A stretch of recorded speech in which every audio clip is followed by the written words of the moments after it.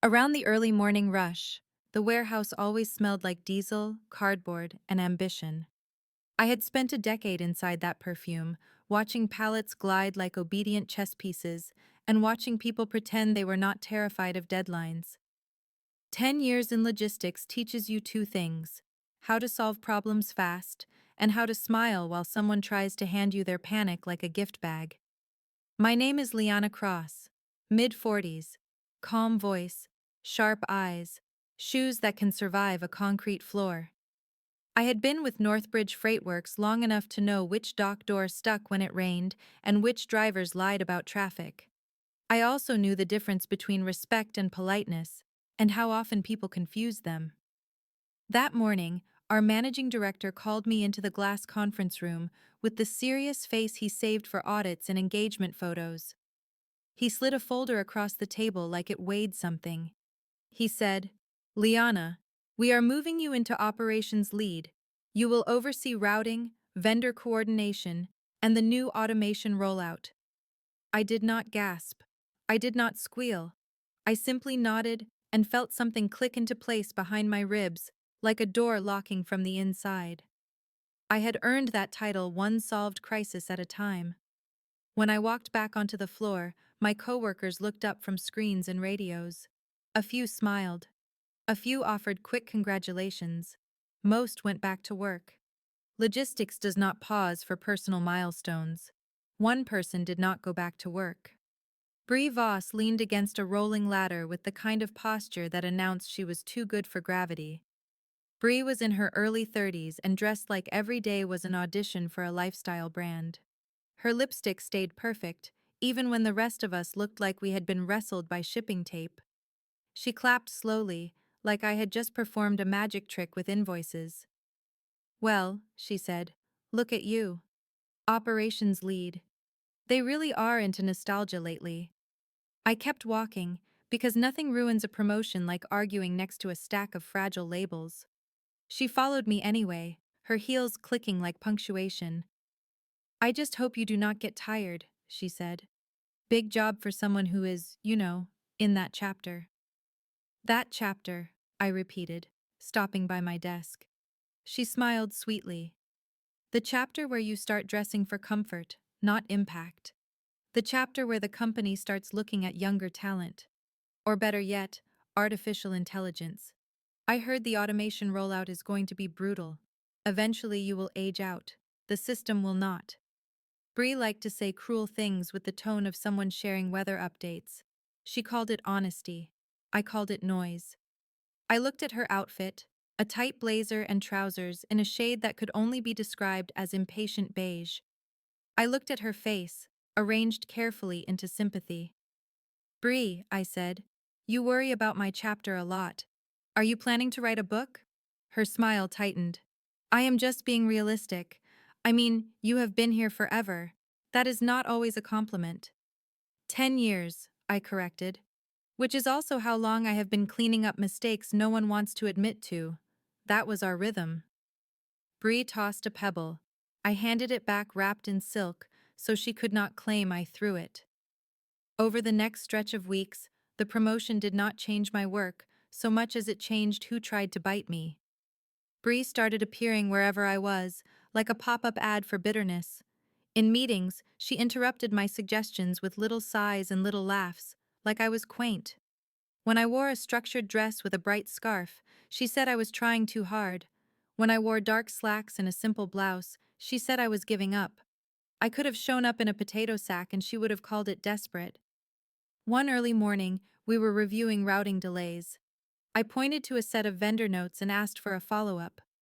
Bree leaned back in her chair and said, "You know, my grandmother used to underline things like that. She thought it made her look busy."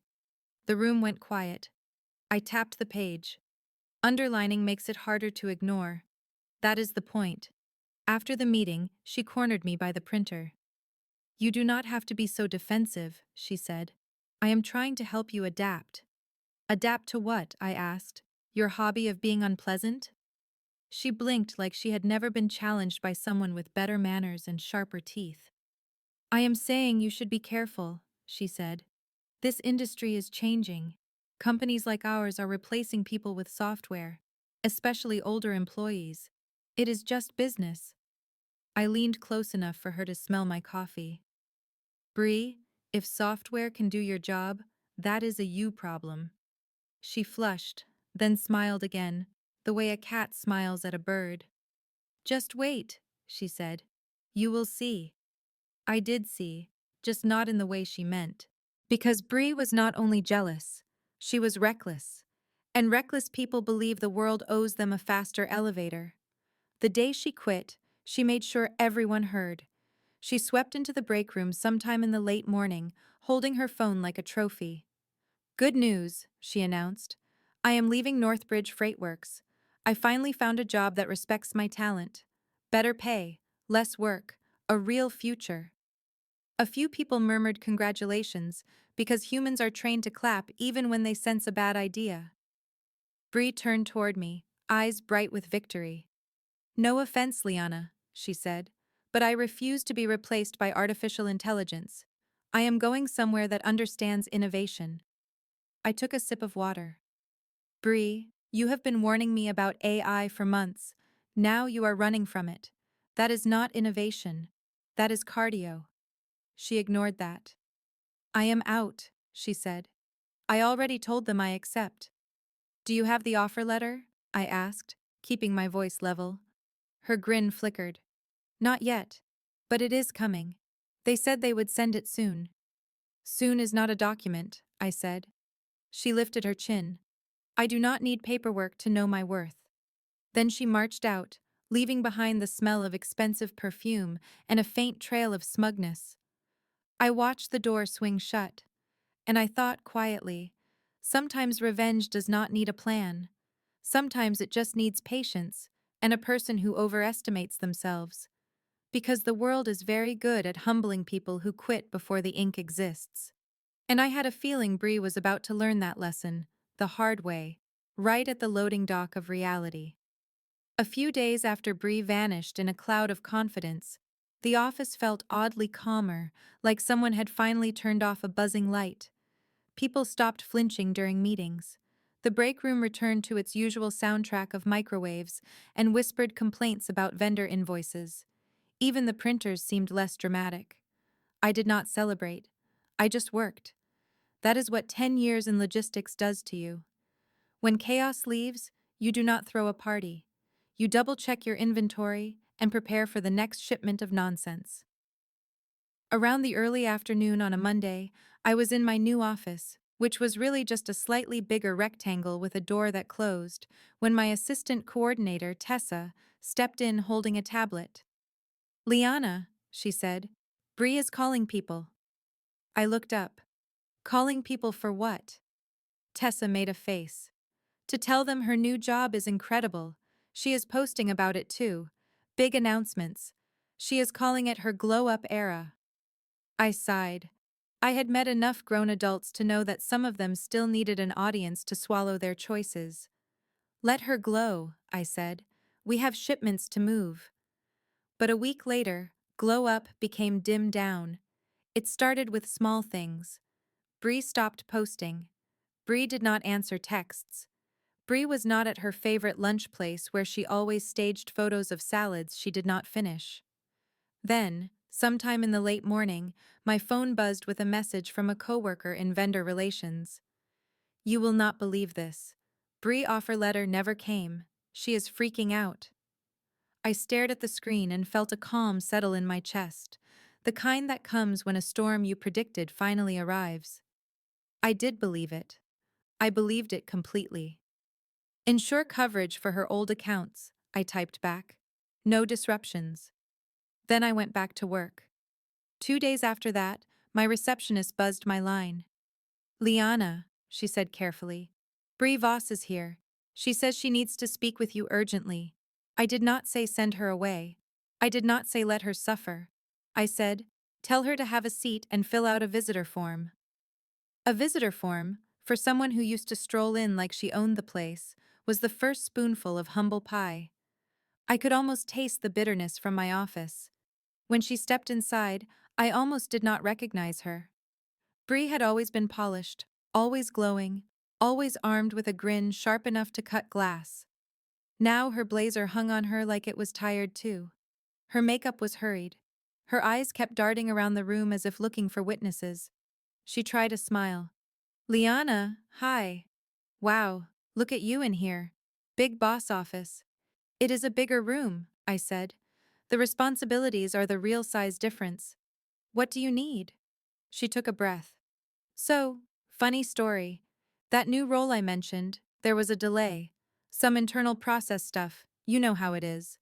I did know how it was. I had handled vendor delays, customs holds, and driver tantrums. I had also handled lies in business casual. A delay, I repeated.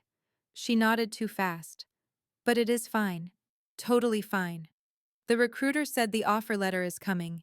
It is just taking longer than expected. Is that why you are here? I asked. To update me on your paperwork timeline. Her face tightened. No. I mean, yes, but also, I may have acted too quickly. Too quickly is one way to say without documentation, I said. She flushed, then leaned forward, dropping her voice. Look, I need my job back. Just until the other thing finalizes. I can come back like nothing happened. I will even take my old position. I let the silence stretch. Silence is a powerful tool. It forces people to hear themselves. Bree, I said finally, you resigned. Publicly. Dramatically. You also told multiple people you were too talented for this place. She swallowed. I was emotional. You called it innovation cardio, I reminded her. Her eyes flashed. That was a joke. It was not. I folded my hands. If you want to return, you will need to reapply. Human Resources handles rehiring. She straightened, suddenly defensive. Reapply. I was here for years. You left before you had an offer letter, I said. That is not a tenure badge. That is a cautionary tale. Her mouth opened, then shut. She tried again, softer. Can you just talk to them? Put in a good word. You know my value. I looked at her and thought about every snide remark she had made, every little jab about my age, every whisper about artificial intelligence replacing me. She had wanted me to feel disposable. Now she was begging not to be. The petty part of me wanted to make her suffer. The smarter part of me wanted something cleaner, something teachable. I said, I can arrange an interview, but I am the hiring manager for my division now. If you return, you will not return to your old seat. Her eyes widened. What do you mean? I mean, I will assess where you fit, I said, based on current needs, and based on the way you left. She tried to protest, but her voice wobbled. I can do any role. I am flexible. Flexible is good, I said. Then you will not mind a formal interview. Tomorrow, sometime in the early morning. Bring your resume. Bring references. And bring a better attitude than the one you wore here before. Her cheeks burned. I do not have time to gather all that. Then you do not have time to work here, I said. She stared at me, cornered by her own urgency. Finally, she nodded. Okay. Tomorrow. When she left, Tessa peeked in, eyebrows raised. Are you hiring her back? She asked. I leaned back in my chair. Maybe, I said. But not as a victory lap for her ego. If she returns, it will be as a lesson. Because sometimes the best revenge is not firing the arrow. Sometimes it is handing someone the mirror, turning on the harsh overhead lights, and making them look at themselves without the flattering filter. Sometime in the early morning, the conference room felt colder than usual. The air conditioning in Northbridge Freightworks had two moods, swamp and Arctic. That day it chose Arctic, like it knew we were about to host a reality check. I sat at the head of the table with a neat folder and a pen I did not need. Across from me, Tessa sat with a laptop, prepared to take notes. Human Resources sent a representative too, a quiet man named Owen, who looked like he had been born holding a policy manual. The door opened and Bree stepped in. She had tried to armor herself, hair smoothed, makeup corrected, a new blouse that screamed confidence even if her eyes did not. She held a thin folder like a shield. She paused when she saw me at the head of the table. "I thought HR would handle this," she said. "HR is here," I replied. "But I am the hiring manager. Sit." She sat. Owen cleared his throat and explained the basics. Her resignation had been processed, her access revoked, her position filled. Any return would be considered a new hire under new terms. Bree nodded through it, jaw tight. When Owen finished, she turned to me with a smile that tried to be friendly and landed closer to desperate. "Liana, I appreciate you doing this. I know I left abruptly, but I think we can move past it." "Move past it," I repeated. "Like a delayed shipment, or like a personal habit." She blinked. I opened her file. Her resume was updated, though a little rushed. Her references were light. She had not brought the recruiter emails, the offer details, or anything that would prove her story. "So," I said, "you left for a better job. Better pay, less work, a real future. What happened?" Her fingers tightened around her folder. "The company had internal restructuring. It slowed things down." "That is still not an offer letter," I said. "They verbally confirmed it," she insisted. "Verbal confirmations are what people use when they want you to stop asking questions," I said. "In logistics, if it is not scanned, it did not happen. In employment, if it is not signed, it did not happen." Tessa's lips twitched. Owen stared at the table like he was trying not to laugh. Bree's face reddened. "I made a mistake," she said, voice sharp with embarrassment. "Happy now." "I am not here for happiness," I said. "I am here for clarity. Why do you want to return?" "Because I am good at my job," she snapped. "Because I should not be punished for believing in myself." "Believing in yourself is not the issue," I said. "Believing paperwork is optional is the issue." She leaned forward. "I can come back and prove it. I will work harder than ever. Just give me my old role back." I looked at her steadily. "Your old role is filled," I said. "Also, your old role reported to me. And you made it clear you did not respect me." Her mouth opened. "That is not true." "Bree," I said, "you made comments about my age. You criticized how I dressed. You suggested I would be replaced by artificial intelligence. You did that publicly, in meetings, in hallways, near the printer like it was your favorite stage." She tried to laugh it off. "I was joking." "You were not," I said. "And even if you were, it was not funny. It was a strategy. You wanted to make me smaller so you could feel bigger." The room went quiet. Bree stared at me, her expression shifting from irritation to something raw. I continued, "Because if revenge was going to be clean, it had to be honest. Now you are here, hoping I will forget all of it because you need a paycheck." Her eyes narrowed. "So you are going to deny me. That is your revenge." I shook my head. "No, Bree," I said. "Denying you would be easy.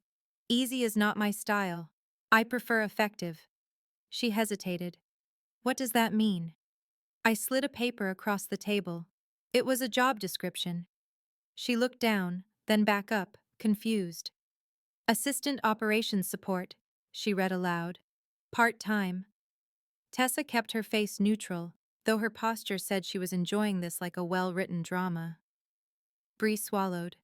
"This is not my level." "It is the level available," I said. "It supports my division. Scheduling support, vendor follow-ups, report formatting. It is a needed role. It is also a role that requires humility, precision, and respect." Her voice rose. "The pay is half of what I made." "Yes," I said. "And the benefits package is reduced. That is standard for part-time." She stared at the paper like it had insulted her family. "You are doing this to humiliate me," she said. I tilted my head. "No," I said. "You did that yourself when you quit without an offer letter. I am offering you a way back in, with structure. Consider it a lesson with health insurance attached." Owen coughed into his hand. Tessa looked down at her laptop, shoulders shaking slightly. Bree's eyes glistened, then hardened. "You are enjoying this." I leaned forward, calm as a dock schedule. Bree, I said, I did not enjoy your remarks when you tried to shame me. I did not enjoy your predictions about me being replaced. I did not enjoy the way you tried to make my experience sound like decay. I tapped the job description. This role is yours if you want it. If you do not, I understand. But you will leave here knowing two things. 1. Confidence without planning is just a tantrum in heels. 2. You do not get to set fire to a bridge and then complain about the swim. Her eyes flicked to the door. For a second, I thought she would storm out again, pride dragging her behind it. But pride does not pay rent. She exhaled slowly, voice quieter. If I take it, how long until I can move back up?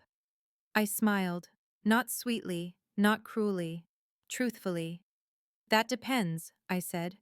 On performance, on consistency, and on whether you can speak to me like a colleague instead of a threat you want to outrun.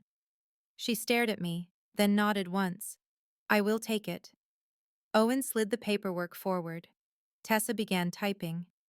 Bree signed with a hand that trembled, not from cold, but from a bruised ego learning to breathe. As she stood to leave, she paused. Liana, she said, barely audible. I did not think you would do this. I met her eyes. Neither did you, I said. That was your mistake. Bree started the new role sometime in the late morning on a day when the warehouse had 3 urgent loads, 2 angry vendors, and 1 driver who insisted his GPS had been cursed by jealous spirits. In other words, it was a normal day. She arrived early, which surprised everyone. Her outfit was still polished, but it had lost the smugness. She stood at her new desk, smaller than her old one, next to the copy station, where the air smelled like toner and humble beginnings. Tessa gave her a quick rundown and showed her the task list. Bree nodded too much, like she was trying to prove her neck still worked. When Bree came into my office with her notebook, she cleared her throat. "Where do you want me to start?" she asked. Her tone was careful, almost respectful. Almost. "Start with vendor follow-ups," I said. "Then format the routing report. Make sure the numbers match. Precision matters." She hesitated. "I can do that." "Good," I said. "Then do it." The change did not happen overnight, but it happened. Bree had always been quick, but now she was careful too. She double-checked shipment statuses. She asked questions instead of assuming she already knew. She stopped making jokes that were really knives. Still, old habits are like stubborn labels. They cling. Around the early afternoon, I walked past her desk and saw her staring at a spreadsheet with frustration. "This software is ridiculous," she muttered. "They could automate half of this." I stopped. "You used to say automation would replace people like me." She stiffened, then looked up. "I did not mean it like that." "How did you mean it, Bree?" I asked, voice calm. She swallowed. "I meant, I was scared. I saw the new systems coming in and I felt like I was running out of time. So I aimed it at you because you seemed unshakable." "Unshakable is not the same as unbreakable," I said. "It just means I do not let people see the cracks." She looked down. "I was cruel." "Yes," I said. "You were." She flinched at the simple agreement, like she had hoped I would soften it into something gentler. But gentle does not teach a lesson. Clear does. Over the next stretch of days, Bree worked under a different kind of pressure. In her old role, she had strutted. In this one, she had to serve. It was not glamorous. It was not a stage. It was a mirror. Some coworkers were polite, some were icy. A few whispered when she passed, because offices are ecosystems and gossip is their weather. Bree heard it all, and for once, she did not feed it. One morning, sometime in the early morning, she brought me a completed report. I reviewed it and nodded. "This is correct." Her shoulders relaxed, just a bit. "Thank you." She lingered by my door, then asked quietly, "Why did you hire me back?" "Because we needed support," I said. She waited. I sighed. And because I wanted you to learn something without destroying your life. Her eyes flickered. You could have refused me. Yes, I said. But refusal would have let you blame me. You would have told yourself I was petty. You would have walked away with your ego intact and your lesson unlearned. She stared at the floor, absorbing it. I continued. Because if revenge was going to be worth anything, it had to build something better than bitterness. I hired you back so you could see what respect looks like, so you could experience consequence, so you could understand that talent without character is just a loud instrument out of tune. She swallowed hard. I hate that you are right. I smiled slightly. Hate is fine. Growth usually feels like that at the beginning.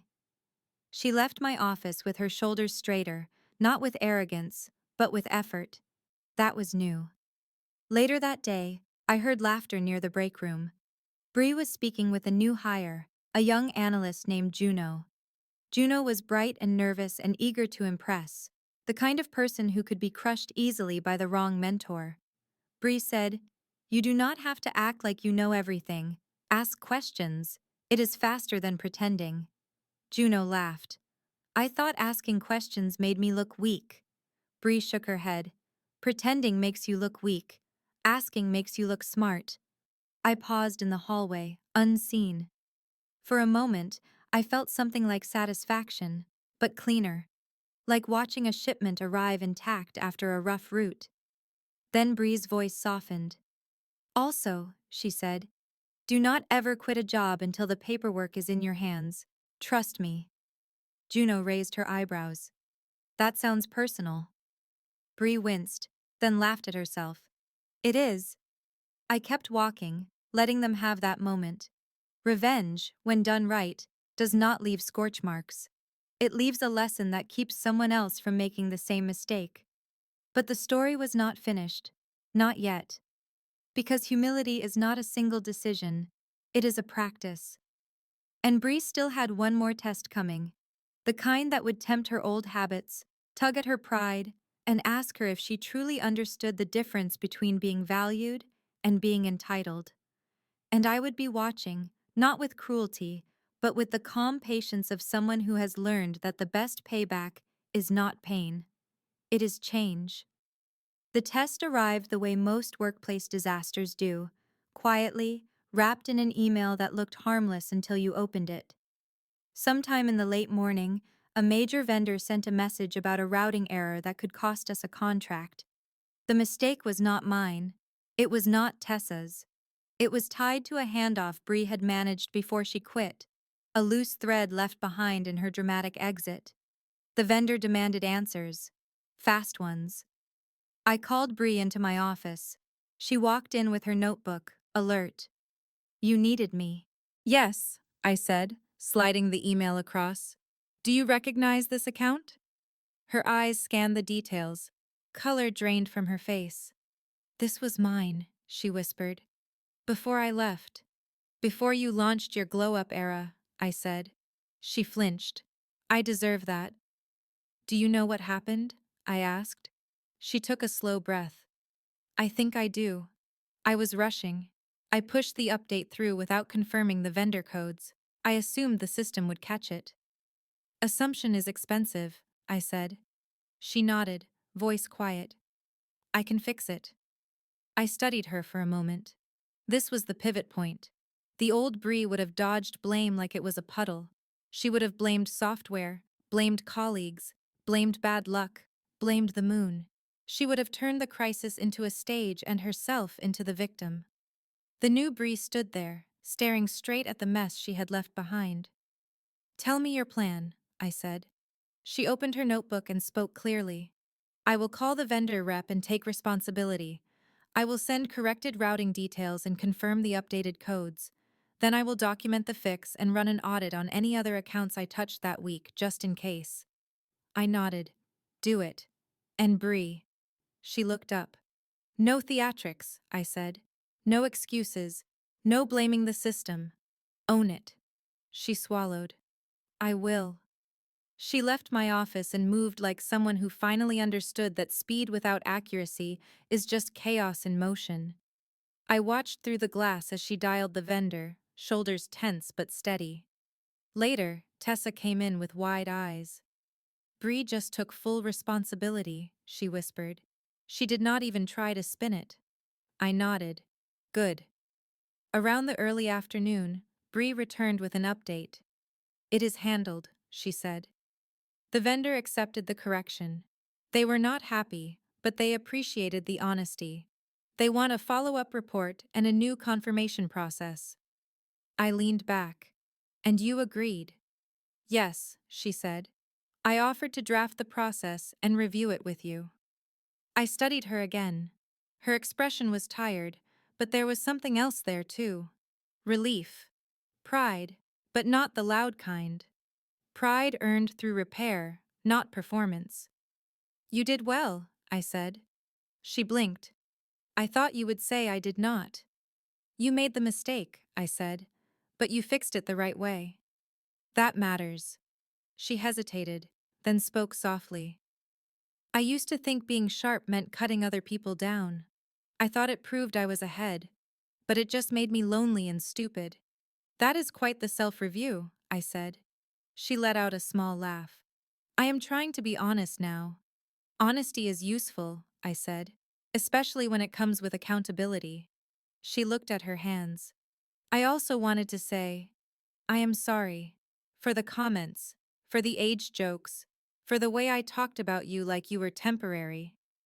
I did not rush to comfort her. Apologies are not confetti.